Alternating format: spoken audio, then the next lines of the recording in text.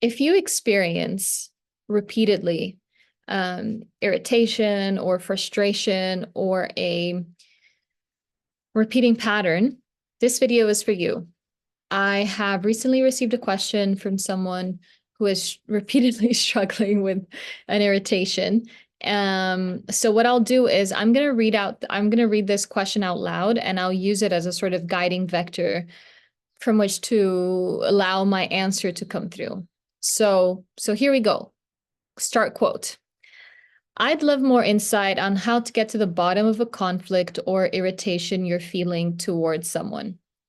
I have a lot of frustration/irritation towards my mother, but don't know what the root cause of it is yet. I'd like to get to the root so I don't feel like I'm nitpicking on the little surface irritations all the time. End quote. Okay. So this person has clearly stated that they don't know what the root cause is. So this video is going to be geared towards when you have a repeating pattern and don't know what the root cause is and what to do about it. So I'd like to first preface that many times we might not know what the root cause of a repeating pattern is.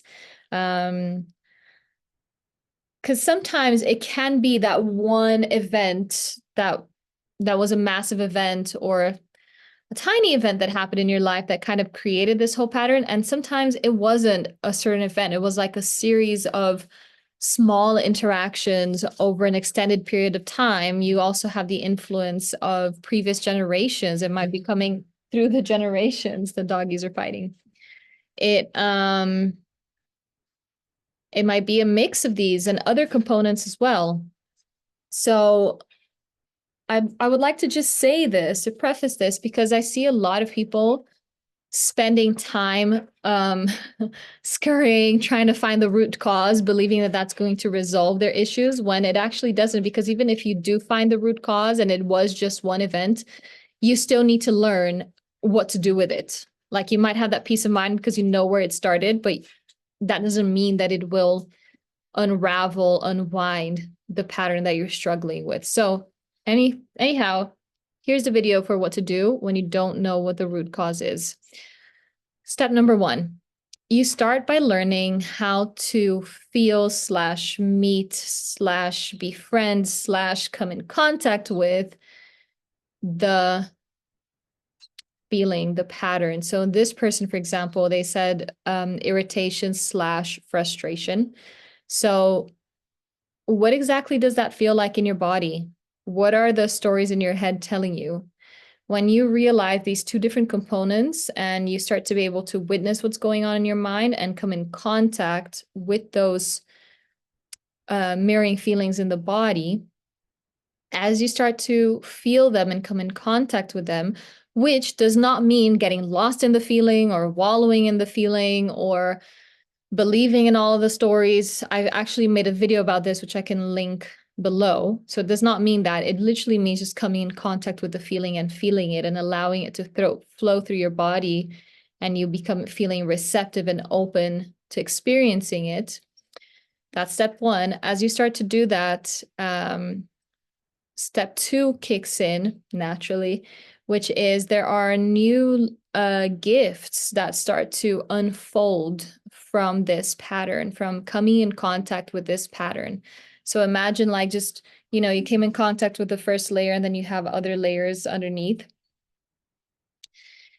And these layers can be, for example, having greater clarity. It can be having healthy boundaries arise. It can be deeper feelings like anger or sadness. It can be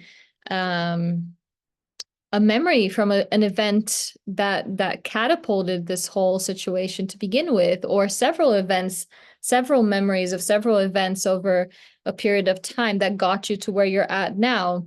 There's so many gifts that can unfold from there. That's step 2. And so then step 3 is you start to meet these new layers, like layers in an onion. You start to meet them, feel them, navigate them, express them, embody them. So if you're getting new layers of anger. Start to learn how to meet that anger. If you're starting to have new boundaries come through, then start to get those boundaries out and put them in place. If you have old memories arise, and start to meet those old memories and the feelings and the stories that are trapped in them. So whatever it is that's coming up, you start to meet that new layer. That's step 3.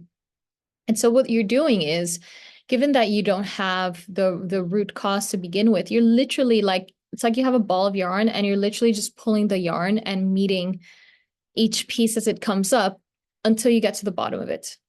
That's all you're doing. So you're just following that thread. In parallel to following that thread, which is taking you into these deeper layers, you're still going to be likely struggling. Like, you're still going to have these surface feelings come up. In this person's case, it was the frustration and the irritation. And what you want to do then is to learn how to keep being present with these surface feelings and how to keep meeting them and feeling them. So a simple way to meet a feeling, you notice what the thought patterns are, you notice what the sensation in the body is, you start to watch what the thought pattern is, you start to feel what the sensations in the body is. And as you do that, if you're also able to, like if you're at this stage where you're able to bring your attention back into resting and diving into who you really are, this is also going to be a way to, these both steps together, or just the first one, is going to be a way to help you to not react in this when those surface level feelings come up, and help you to not feed those feelings, because we don't want to be feeding those feelings and recreating the storyline and having them happen again and again and just have them keep growing. So if you can keep bringing your attention back to yourself and to what you're feeling in your body and meeting them and being with them as they're taking place, that's going to help keep you grounded and settled in that moment of need, whilst you're doing that deeper work of following the thread and getting to the bottom of what's going on. I must point out, though, to this person in particular, to anyone who's watching this, that when you've got frustration and irritation in the mix, in general, those are flags for a deeper anger hidden away. Like, frustration and irritation are like soldiers, and the anger is like the general. Let's put it this way. So usually when there's frustration and irritation, there's a deeper anger that's hidden away that needs to be learned to be felt and moved through and expressed, etc. And there's usually a need for boundaries that are not being placed. So I'd like to preface this also, because that's just what I've seen over the years in my own personal process and professional process as well. Let me see if there's anything else. And at least in regards to anger, I can make another video about that, because that's a whole separate video. But anger is, so many people struggle with finding a balanced, constructive, sustainable way of meeting anger and learning from anger. There's been so much. People usually repress it until they implode or explode and create a lot of destruction. And so it's just a very, anyways, there's a lot on top of anger, and I'll make another video about it. I'm not going to go into it right now. I'm just going to say that anger can be a loaded feeling to come in contact with when we're not comfortable with coming in contact with anger. Got my message across. Hope that's helpful. Hope this breaks down the steps. If you have any questions, feel free to drop them below.